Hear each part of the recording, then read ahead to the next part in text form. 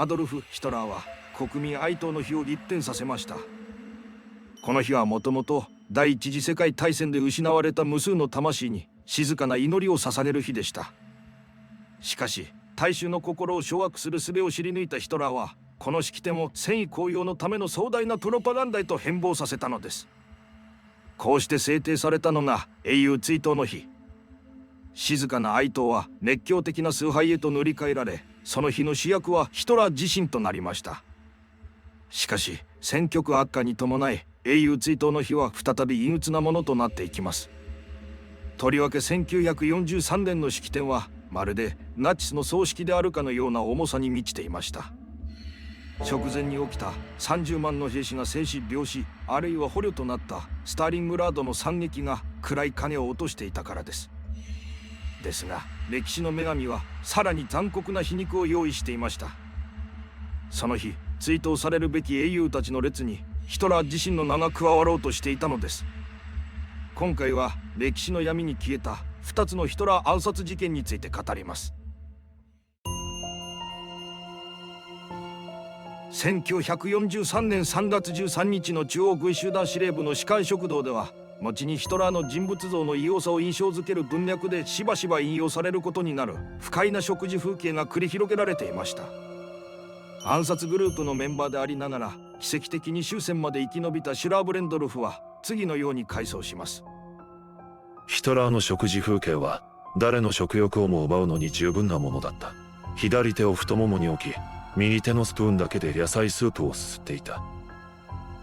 彼は一度もスプーンを口元に運ぶことはなく、また右手がテーブルの端から離れることもなかった。皿の上に頭をかがめ、唇をスプーンに合わせるようにして食事をしていた。フォレスコーラ暗殺グループのメンバーはこの不快な光景を忸怩たる思いで眺めていました。本来ならこの食事こそがヒトラー最後の晩餐となるはずだったのです。この日ヒトラーが視察に訪れた中央軍集団司令部は東部戦線に形成された最も強力な抵抗運動グループの巣。当初食堂で複数の将校が一斉にヒトラーを銃撃する計画が検討されていたのです。しかしその場に居合わせざるを得ない中央軍集団司令官クルーゲが強硬に首を振ったのでした。前線の維持に不可欠な高級将校を危険にさらすわけにはいかん。それに何より。彼は言葉を切りこう付け加えました。就職の席で人を撃つというのは見苦しい。結局暗殺グループが千載一遇の好機を生かせぬままヒトラーは帰りの飛行機に乗り込もうとしていました。しかし彼らは諦めません。将軍たちが何もしないのならば、今度は大佐たちの番だ。シュラ・ブレンドルフの手からヒトラーの側近ブラント中佐へと小包がさりげなく渡されます。シュティーフ大祭のお土産です。コアットロは彼との賭けに負けましてね。包みの正体は酒ではなく次元神官タイムペンシル。30分後に爆発し、ヒトラーの飛行機はミンスク上空で墜落するはずでした。3機のコンドル全てが戦闘機の護衛とともに離陸すると、シュラーブレンドルフは司令部へ駆け戻りベルリンの同志へ暗号を打ちます。ブリッツ作戦は進行中。我々の神経は極限まで張り詰めていた。待つという行為がこれほど耐え難いものだとは。心臓だけが狂ったように高鳴っていた。時計の針は無情に進む。だが何の知らせもなかった。そして永遠とも思える2時間が過ぎました。彼らが受け取ったのは驚愕のニュースでした。ヒトラーの飛行機は何事もなく着陸したというのです。もはや国家の未来を憂う余裕は消え去りました。爆弾が見つかれば我々は一網打尽だ。陰謀に関わった者全てに残忍な死が待っている。フォレスコーはすぐさまブラント中佐に電話をかけ、起点を聞かせた嘘を並べ立てます。実はお渡しした小包は手違いでして、取っておいてください。翌朝シュラーブレンドルフは本物のコアットロを2本入れた包みを持参し、東トロイセンへ飛びました。ブラント中佐がふざけて大げさな身振りをした時のことを思い出すと今でも震えが来る。内心のめまいとは程遠い外面の平静を保ちつつ、シュラーブレンドルフは寝台列車へたどり着きました。内側から鍵をかけると息を殺して作業に取り掛かります。中を見た時、シュラーブレンドルフは愕然としました。敵心は撃たれ、酸はワイヤーを溶かし、内管は黒く焦げていたのです。しかし爆発だけが起こりませんでした。この異常事態の真の原因を説明できたのは爆発物の専門家だけだろう。私にはこの地獄の機械を一刻も早く処分することしか考えられなかった。原因が何であれ、ヒトラーはまたしてもいつもの悪魔の幸運に恵まれたのです。関係者全員の失望はあまりにも深いものでした。積み上げられた覚悟もすり減らした神経も、その全てが水泡に帰したのです。しかし次の好機はその日のうちに巡ってきました。3月14日はマイシュタインの犯行が功を奏し、ハリコフが再占領された日でもありました。これを受けヒトラーは延期されていた例の式典の開催を決定。それこそが冒頭で紹介した英雄追悼の日。ヒトラーはこの式典をスターリングラードの敗北によって失われた威信を回復する場にしようとしたのです。式典では東部戦線で鹵獲された兵器が展示されることになっていました。戦利品の多くは中央軍集団の手によるもので、展示品をヒトラーに説明する役割のものが必要。そこで偶然にもクーデター派の同志ゲルスドルフ大佐がその任に指名されたのです。その知らせを受けたトレスコーとゲルスドルフは雄大なドニエプル川の岸辺を2人静かに歩きました。やがてトレスコーは自重を込めて口を開きます。参謀将校2人がその最高司令官をどう殺すか話し合っている。ひどい話だと思わないか。その一方で決然と述べます。だが誰かがやらねばならんのだ。ヒトラーは狂犬のように撃ち殺さなければならない。暗殺者になろうとする男はほんの少しだけためらいました。全ての準備は本当に整っているのだな。前年に最愛の妻を亡くしていたゲルスドルフにとって自らの命に固執する理由はありませんでした。しかし自らの犠牲が歴史的に意味のあるものであることを要求するのは死を赴く者の当然の権利でしょう。トレスコーは約束しました。西側連合国とは単独講和の合意ができており、すぐに民主的な政府は樹立される。このトレスコーの発言には虚構が多分に含まれていました。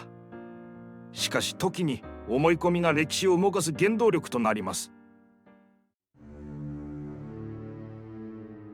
覚悟を固めたゲルスドルフは第9軍司令官バルター・モーデルとベルリンへと飛びます。しかし直ちに大きな壁にぶつかりました。ヒトラーの側近シュムントは式典の進行はおろか開始時刻さえ明かそうとしません。度重なる暗殺計画の露見が総統のスケジュールを最高機密へと押し上げていたのです。ゲルスドルフは内心動揺しました。成功には分刻みでのスケジュール把握がいる。これでは暗殺は実行できない。しかし皮肉にもヒトラーの忠実な将軍であるモーデルが迫ります。機密だと？正確な時間がわからねば私も計画が立てられん。もちろんモーデルの場合は暗殺の段取りではなく、この休暇を利用して妻と会い式典の直前に戻ることを考えていたのです。猛将の剣幕に押されシュムントが折れました。これは死に値する情報ですよ。そう言いながらもシュムントは時間を正確に告げます。しかし安堵したのもつかの間、第二の壁が立ちはだかりました。展示会場へ総統と共に入る者のリストは厳格に定められています。ゲルスドルフ大佐の名前はありません。またしても計画は暗礁に乗り上げます。ですが再びモーデルが皮肉な援護射撃をしました。なんだと？君は何を言っているんだ？もし総統から兵器について質問があった時、私が答えに窮したらどうするつもりだね。ゲルスドルフ大佐がいなければ困る。かくして皮肉な援護によって全ての障害は取り除かれたかに思われました。しかしその後彼の展示物を下見したゲルスドルフはまた新たな困難に気づきました。理想としてはゲオルク・エルザー風に爆弾を仕掛けることでしたが、そのような場所は一つもないことを認めざるを得なかったのです。何より会場全体がすでに SS と警察によって厳重に監視されていました。独裁者を確実に葬る方法はもはや一つしか残されていません。デルスドルフ自身がヒトラーに十分に近づき、総統と共に自爆するのです。彼はこの最悪から人類を解放するために自らの命を犠牲にしなければなりませんでした。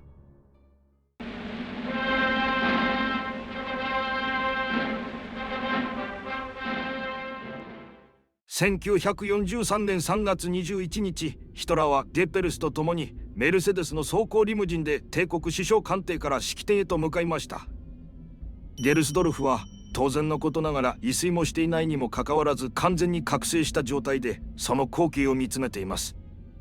ゲーリングは雪のように白い派手な制服で目立っており、いつも通り一目で見つけられます。オベッカツ・カイテルと揶揄される最高司令部総長カイテル、後に後継者としてヒトラーに遺言されるカール・デーニッツ、人種差別主義者ヒムラーのまだまがしい影。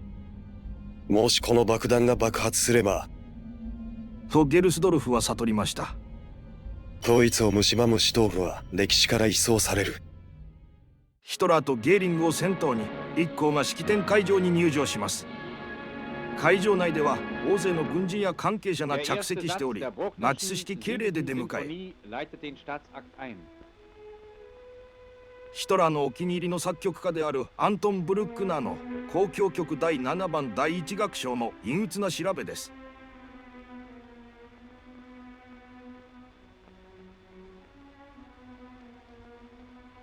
マイシュタインの後手からの一撃に勇気づけられ、スターリングラードのショックから立ち直った総統のこの日の演説テーマは、危機は今や回避されたです。ヒトラーの言うところによると、ボリシェビズム、アジアの野蛮人の大軍、そして犯罪的な戦争先導者チャーチル、さらには世界を陰で操るユダヤ人に対する勝利はもはや確実でした。しかし演説はいつもの熱に欠け、すぐに展示会場へ移動します。ゲルスドルフはモーデルと博物館の館長と共にヒトラー式敬礼のために右腕を高く掲げます。その刹那、ポケットの左手はカプセルを握りつぶしました。用意された爆弾は先日の航空機爆破計画のものと同種。今回は爆発まで10トン。その瞬間、総統に抱きつき、ドイツを破滅へと導く者たち全てを道連れにするのです。展示室に入ったゲルスドルフは案内役という表向きの任務を遂行しつつ、片時もヒトラーのそばを離れないように努めました。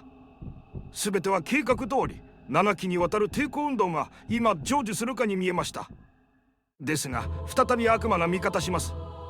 ヒトラーがどこにも足を止めようとしません。展示物には一別もくれず、異様な速さで駆け抜けていきます。ポケットの中で酸が新刊を溶かしていくのを感じながら、ゲルスドルフは必死に食い下がりました。